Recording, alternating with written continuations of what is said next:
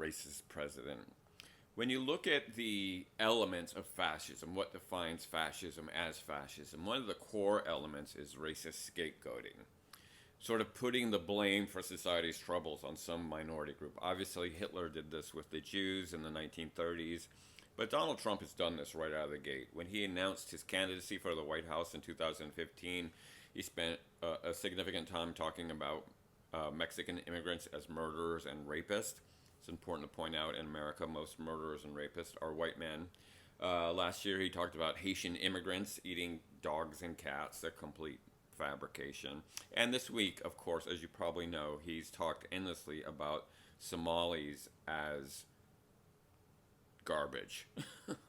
I can't even believe that I'm saying that this is what the President of the United States has said. Yeah, he talked about some vague story about welfare fraud in the Somali community.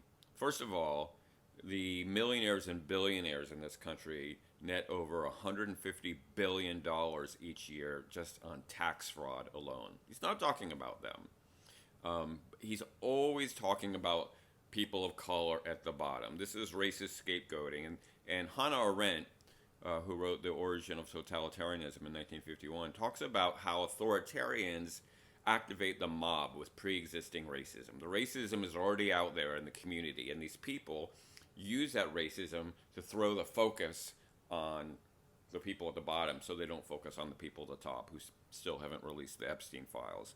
I'm sure the 260,000 Somali Americans right now are feeling the heat from this hateful rhetoric from this white supremacist we have in the White House. He said, I don't care if it's politically incorrect.